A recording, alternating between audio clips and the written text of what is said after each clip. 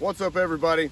This is going to be our final segment of Antique Lures for a little while, and I've got a very, very special one for you today. One that I'm quite sure you haven't seen because this company went out of business in the 70s.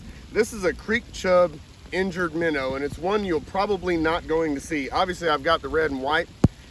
It was my grandfather's favorite color. He had one of these or two of these in every tackle box he owned. One of the things you may notice about this lure is that the eyes are on the side. It lays on its side like that. And the whole concept of this being an injured minnow is it's looking, you want to make it look like it is struggling with its last futile attempts at life. Now, some of you are cool with total randomness and you can just make it move randomly. A lot of people's brain needs more structure than that.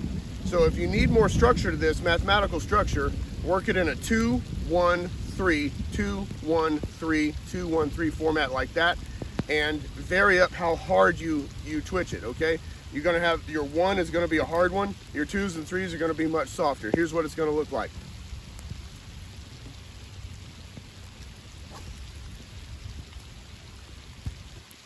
Okay, I've chosen a really interesting spot here. That over there is actually probably the better spot, or that right there. But what I've got is a little shallow cove that I know has a lot of weeds in it. I've got water coming in right here, water coming in right there. So I know I've got current flowing that way. When you fish these topwater baits, you're looking for high percentage areas. Anywhere water comes in, anywhere there's current, or anywhere there's structure. There's my 2. I'm gonna go 1 hard one, and then 3 little ones. Like so. If you're one of those people that can do true randomness and just throw it out there and do crazy stuff with it, awesome, go for it. A few tips on these lures to really make sure that you're catching fish on them. Use very, very sharp hooks. Use a good line with not a ton of stretch to it. These are big baits, and if you get these in the right place, you're in for some big strikes, okay? So you need to plan for that accordingly. Obviously, we're not out at the pond anymore. The lightning got pretty gnarly. Rain is fine, especially a warm summer rain like that. That's fine. Lightning, on the other hand, is a problem. You're standing there with a 7-foot lightning rod in your hand. So when you start seeing lightning, it's time to call it quits and go home. You can always fish another day. I did have more to say about fishing these old antique lures, particularly these antique topwaters. So you're gonna ask me a few questions. How do I even get my hands on one of these things? The absolute best way to find these things is garage sales. Start going to garage sales and hunting around for them. Sometimes people know what they have, sometimes people don't. Sometimes people don't even care and they'll sell it to you for 10 cents. You just never know, you just gotta go hunt for them. These are harder to find than modern lures. So that's kind of fun. It's like a giant scavenger hunt. It's a little bit needle in the haystack, but that's entertaining. They were all created long before soft plastics, before chatterbaits, before buzzbaits, before spinnerbaits, before swim jigs and everything that goes on a jig, all that stuff. There really weren't very many lures on the market, and some of the lures were very, very similar. Smithwick Devil's Horse, an ancient one, and this is a Head Dying Flutter. Very, very similar. Just a little bit of a hook placement difference. This thing, not even marked. Not even sure what that is, or even how it works. Pretty sure it used to be a Lucky 13. It appears to be highly modified. This thing is called a blabbermouth. It has very intimidating eyes.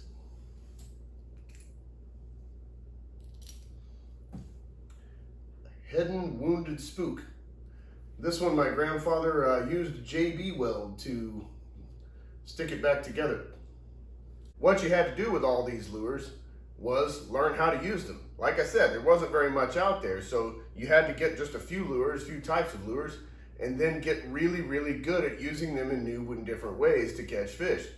That itself is fun. It's like solving a puzzle. Learn, try new things, come up with your own new way. That itself is a fun connection to the past, solving that puzzle. Also, these are collectibles.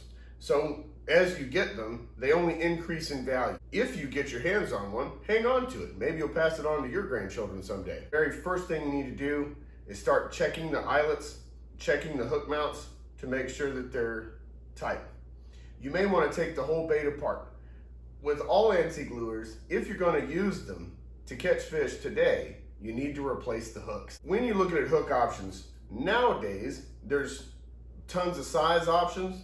There's red ones, there's gold ones, there's chrome ones, there's black ones, there's turning ones, there's Teflon coated ones, there's laser sharp ones. There's some that have a little tuft of white back here to put on the back, makes it look like a tail. There are some that are like big double hook setups. There's lots and lots of different options. There's even barbless ones. So what you go with is up to you. Remember, if you're out there using these antique lures to learn, to experience, to be part of the past and have that connection, nothing says that you should be missing fish or, getting rusty hooks places. Fish living today have not seen any of these lures. This is a fresh presentation to them. This is something they haven't seen before. And sometimes that triggers a strike, particularly on these ponds where lots and lots of people fish. You got to do something a little bit different to stand out. Sometimes being different isn't necessarily new. It may be a blast from the past.